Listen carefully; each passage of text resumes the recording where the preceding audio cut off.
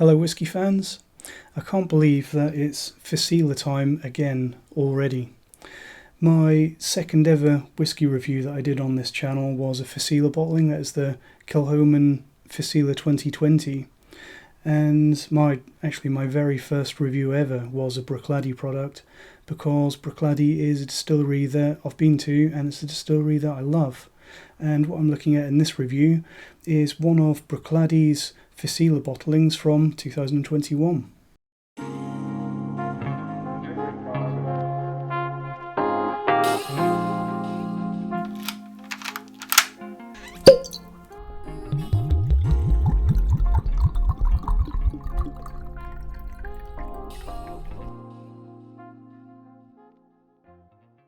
Now, Bruichladdich, like a lot of Islay distilleries, they've started in recent years to release more than one Feis Ile bottling, and I suspect that this may be something to do with trying to keep up with demand, because Feis Ile is obviously enormously popular. So the bottlings offered by Bruichladdich for this year's festival, you had a 17-year-old single cask sherry matured whisky. They released a barrel-aged edition of the botanist gin produced by Bruichladdich, and last but not least, you had this Bruichladdich Origins, which is a multi-vintage vatting of lots of casks which represent milestones and turning points and historic moments in the recent history of Bruichladdich Distillery since they reopened around 20 years ago. Now, these festival bottlings were made available on a special website by Bruichladdich, and they were actually made available by ballot. So you had to be lucky enough to win a draw to have the opportunity to buy these whiskies. And I, perhaps somewhat foolishly, entered into all three ballots. So if I had been very lucky, I would have ended up owing Bruichladdich about £400.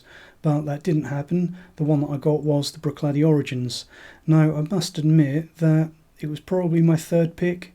I was really hoping to get a bottle of the 17-year-old single cask sherry Bruichladdich, because it just reminded me of, I think it was a 10-year-old single cask sherry matured Bruichladdich that was made available quite a long time ago now. It was one of the Bruichladdich micro provenance bottles, and I've still got a little bit of it left because it's just such wonderful stuff that I'm just trying to make it last for as long as I can. And after that, my second pick probably would have been the barrel-aged botanist gin, because that's such a crazy thing to take this Islay gin and then I think it was some sort of wine cask that they matured it in, which just makes it even more crazy.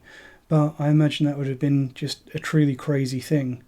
But in hindsight, after trying this one, I think that this probably was the best one for me to get, at least a review for you guys anyway, because as special as a 17-year-old single cask sherry cask whisky is, we've kind of seen that before, haven't we?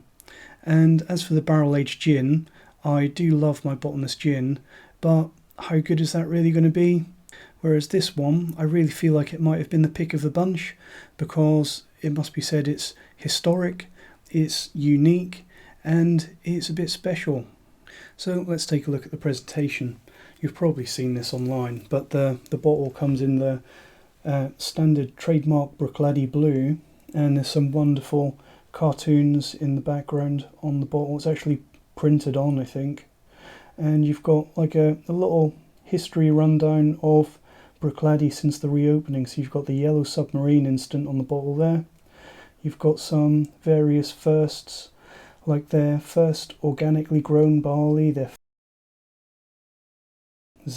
think that's Adam Hannett on the bottle there. The distillery itself, famous Bruichladdich gates. So really attractive bottle. And if you're having some deja vu when you look at the bottle for this one, that's probably because it's obviously very deliberately very similar to the flagship bottling from Bruichladdich, the unpeated Laddie Classic. They both have this wonderful opaque blue. I do love opaque bottles because that means there's absolutely no reason, no excuse for the distiller to use artificial colouring, which I know that Bruichladdich never do. And the chunky white writing on the front of the cyan blue bottle, they're obviously trying to make this bottle all about the distillery, all about Bruichladdich. This one is obviously meant to be a history of the distillery, and it's meant to be Bruichladdich through and through. I must admit though that when it comes to the Laddie Classic, I do have a bit of a terrible dark secret to admit, and that's that I don't really recommend the Laddie Classic. I love Bruichladdich, and I love pretty much everything else that they do when it comes to the Isle Barley, the Port Charlotte, the Octomore, the organic releases, especially the micro-provenance releases. They're all fantastic. But the Laddie Classic, it just seems a little bit young, a little bit too young for me, a little bit rough and a little bit fierce, especially when you compare something like the current Laddie Classic to the older bottle that preceded it, the Laddie 10, which a lot of us crusty old gits who have been drinking Bruichladdich for a while will remember. In my opinion, the new Laddie Classic is definitely a step down from the old Laddie 10, but you have to cut it some slack, because the Laddie 10 was 10 years old, and it was a single vintage bourbon matured release, so it was quite a bit different to the modern Laddie Classic. And I do wonder if that's part of the problem that I have with the Laddie Classic, because sometimes when you have a vatting which has lots of different casks in it, which we know for a fact because Bruichladdich do this wonderful thing that they release the recipe for every bottle of Laddie Classic, and I think they do it for Port Charlotte now as well. If you get I think it's a 5-digit code on the bottom of the bottle. Obviously it won't work for this one because it's not the Laddie Classic or Port Charlotte, but you can actually enter that into the Bruichladdich website and get a full breakdown of every cask and what goes into that cask, so you know exactly what you're drinking, and that's a really good thing. But when you look at the modern Laddie Classic and compare it to the old Laddie 10, the old Laddie 10 was this wonderful, really highlighted the epitome of bourbon cask matured Scotch whisky. And that's a very different thing to the modern Laddie Classic, because the modern Laddie Classic, you've got lots and lots of different casks, and in my opinion they sometimes cancel each other out and work against each other a little bit.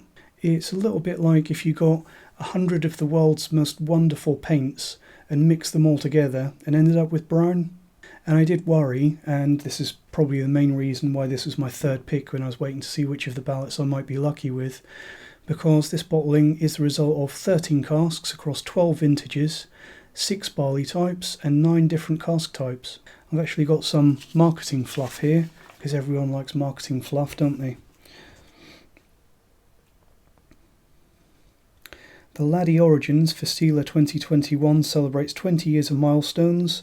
Unpeated single malt, 13 casks, 12 vintages, 6 barley types, 9 different cask types.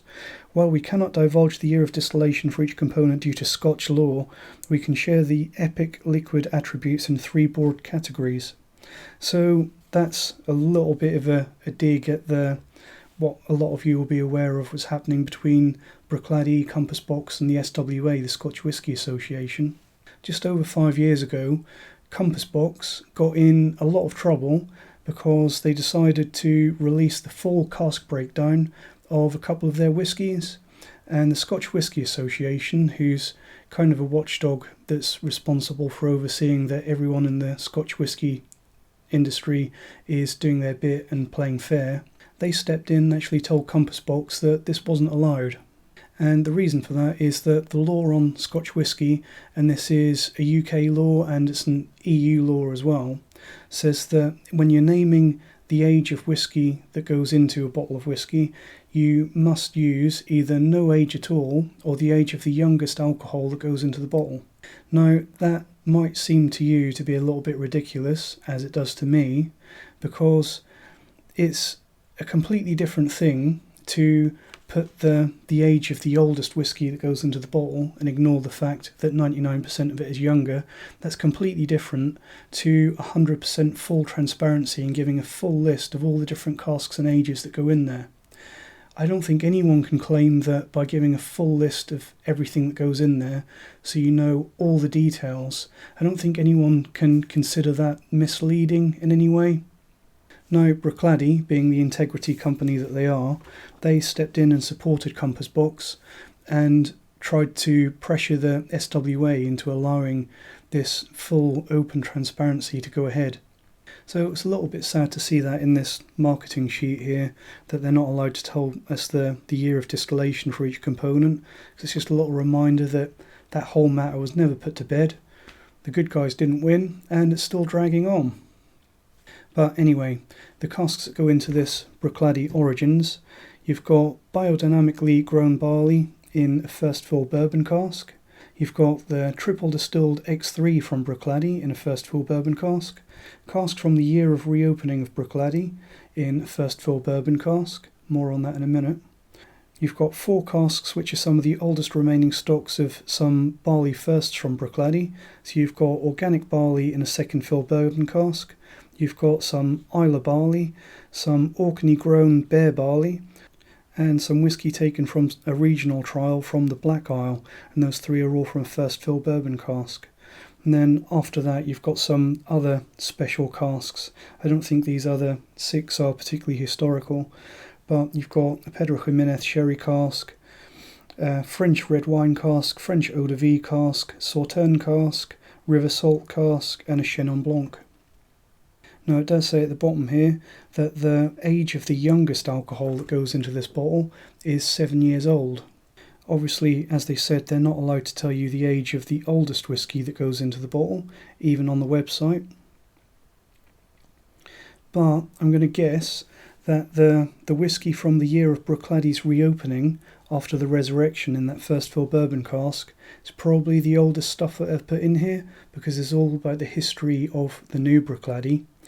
And one of the first casks filled after the reopening would have probably been done in mid to late 2001. So from that we can probably safely assume that the oldest whiskey that goes into here is either very nearly or just 20 years old. So legally Bruichladdich can't tell you that, but I can. So I think that's enough marketing fluff for one day. Let's get some in the glass and see what it's like. And I've actually pre-prepared some of this because, and I'm all for cask strength whiskey, and I'm all for drinking cask strength whiskey at cask strength or thereabouts, but with this one it does come at a whopping strength in the bottle of 56.3%, and I do think that in this case it does help a little bit to add some water. It's perfectly drinkable and perfectly enjoyable at the full 56.3, but I think if you add a little bit of water and take it down to the 45 to 50% mark, it really does open it up and allow you to get the most of the experience with this whiskey. So that's what I've done in this glass. I've just added some water, taken it down to the high 40s and left a lid on there to really give it some time to marry and open up. So Bruichladdich Origins, let's see how it noses.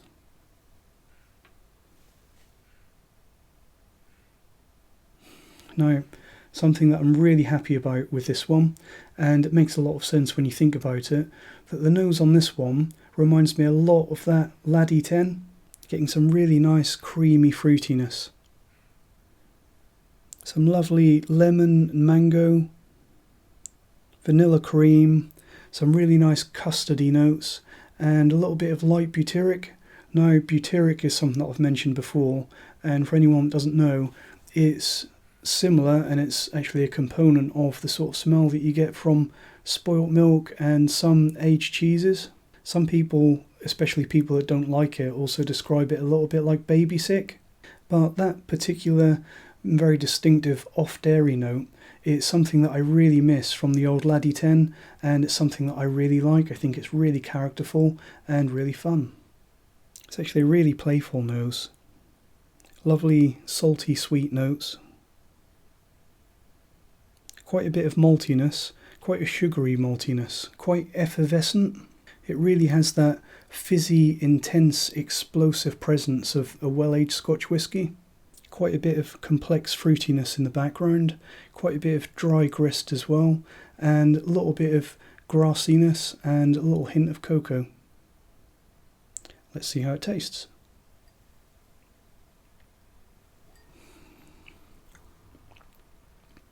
Now, on the palate you can definitely tell there's some very old whiskey gone into this. And that's in a good way, and also sometimes a not so good way, because there's quite a bit of bittersweet oak on the palate, especially on the arrival.